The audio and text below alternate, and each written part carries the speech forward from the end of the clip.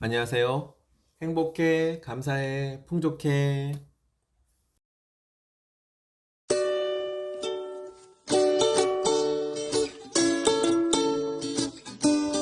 사실상 상식이라는 것도 내 안경으로 바라본 편견일 가능성이 높다. 편견은 집단적일 때 커다란 문제를 유발한다. 많은 사람들이 집단적으로 그렇다고 생각한 것이 더 이상은 그렇지 않을 때 심각한 문제가 된다. 통념을 깨지 않으면 눈앞에 다가온 현실을 받아들일 수 없다. 변화한 현실에 대한 저항은 언제나 일방적인 게임으로 결말을 맞이하게 되어 있다. 세상에는 온갖 분야에서 활약한 다양한 영웅들의 기록이 있다.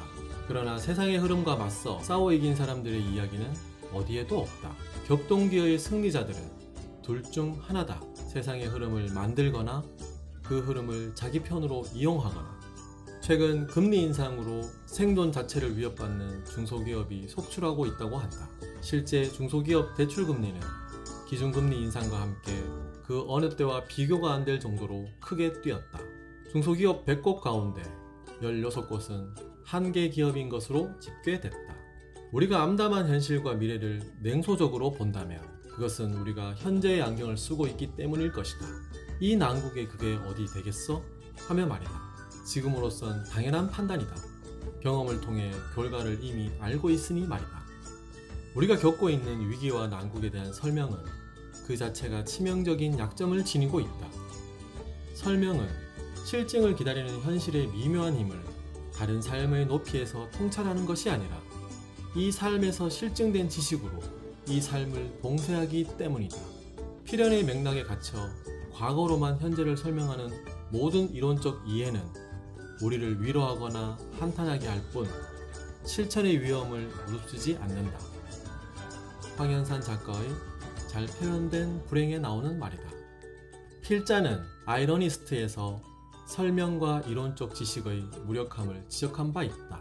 설명이 위험한 이유는 새로운 지식으로 현실의 가능성을 낯선 관문으로 유도하지 않고 과거의 지식으로 현재 발생하는 위기나 난국을 가둬버리는 꼴이기 때문이다. 마찬가지로 이론적 이해 역시 지금 여기서 겪고 있는 현실의 아픔을 설명하고 해석함으로써 사람들에게 위로의 메시지를 줄 수 있지만 이론 탄생 시점이 과거였기에 그 자체만으로는 아직 가보지 않은 미래를 지향하는 과감한 실천을 촉발시킬 수 없다.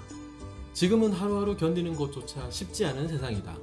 그래도 틈이 날 때마다 스스로에게 물어보아야 한다. 지금의 판단들은 혹시 편견에서 비롯된 것이 아닌지, 깨어야 할 통념은 아닌지. 통념을 깨고 현실의 이면을 들여다봐야만 본질을 발견할 수 있다. 본질에 대한 각성은 우리들로 하여금 새로운 준비에 나서도록 한다. 편견과 선입견도 내가 그동안 키워온 개 이름이라고 한다. 30년 이상 세상을 나의 주관적 관점으로 해석하면서 나도 모르게 생긴 편견과 선입견이야말로 내 생각을 올가매서 타성해졌도록 유도하는 장본인이 아닐 수 없다. 경제 빙하기는 만인 대 만인의 생존 투쟁이 극한에 이르는 시기다. 생존 경쟁은 피할 수 없는 현실이다. 신천지인 줄 알고 달려가 보면 이미 그곳은 경쟁자들로 가득 차 있다. 같은 금액의 자본을 들여 똑같은 점포를 나란히 열어도 한쪽은 되고 한쪽은 안 된다. 핵심은 무엇을 하느냐가 아니라 어떤 사람이 되느냐에 있다. 결국 모든 성공과 실패는 사람의 문제다. 무엇을 해서 성공 또는 실패한 것이 아니다. 그것은 현상일 뿐이다. 무엇을 해서 성공했다는 해석은 무엇을 하면 누구나 성공할 수 있다는 착각을 낳을 수 있다. 위험한 관점이다. 본질은 어떤 사람이 무엇을 해서 성공 또는 실패했다는 것이다. 어떤 에 먼저 주목해야 한다. 그래서 지금 우리는 어떤 사람이 되어야 할지 진지하게 고민해야 하는 것이다. 살아남고 성공하는 사람들의 공통점은 흐름을 읽어내고 그것을 받아들인다는 점이다. 우리는 그동안 굵은 땀을 흘리면서 오르고 올라 여기까지 왔다. 목표를 이루겠다는 열망이 우리의 발걸음을 가볍게 했다. 어지간한 오르막은 몇 걸음 만에 뛰어 올랐다. 남들보다 앞서가기 위해 가시덤불 무성한 숲에 뛰어들기도 했다. 그렇게 해서라도 남들보다 먼저 정상에 오르고 싶었다. 먼저 올라야만 살아남을 수 있는 세상이라고 배웠다. 바람이 불어 구름이 흩어질 때면 까마득히 정상을 볼 수 있었다. 정상이 보일 때면 발바닥이 아픈 것도 잊었다. 날렵하게 큰 바위에 올라 더 큰 바위로 솟구쳤다. 그런데 지금 눈이 내리기 시작한다. 해가 저물 시간도 얼마 남지 않았다. 밤을 지낼 수 있는 장비가 없다. 애초부터 갖고 오지 않았다. 쉽게 정상에 오를 수 있을 것이라 믿었기 때문이다. 우리보다 앞서 그곳에 이른 사람들은 그렇게 보였다.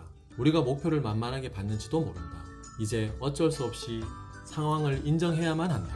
발걸음을 돌려야만 한다. 정상이 거기에서 손짓을 하는데 일행을 탓하면서 원망하는 소리가 들린다. 하지만 지금 그래봐야 무슨 의미가 있을까? 갑작스러운 눈발은 우리 잘못이 아니다. 갑자기 거센 바람이 몰아쳐온다. 체감 기온이 뚝뚝 떨어지는 게 느껴질 정도다. 마주본 사람들의 눈빛에서 절망과 분노가 교차한다. 다시 한번 정상을 본다. 가슴이 아프다. 저곳에 이르기 위해 고생했던 시간들이 너무도 아깝다. 눈발이 차츰 붉어진다. 산자락이 하늘과 맞닿은 곳을 보니 이제 곧 해가 저물 것이다. 이러고 있을 때가 아니다. 상황이 바뀌었다면 우리는 그 상황에 맞춰 목표를 바꾸어야만 한다. 지금부터는 내려가야 한다. 지금 당장 내려가야 살아남을 수 있다. 올라가는 것은 승리하기 위함이었다. 그러나 내려가는 것은 다르다. 내려가는 것은 살아남기 위함이다. 내려가는 길을 내려다본다. 왜 이렇게 가파르고 험난한 것인가? 안전한 길을 찾아서 지금부터 내려가자. 하산에 억울해하지 말자. 일단은 내려가야만 한다. 그래야 다시 올라올 수 있다.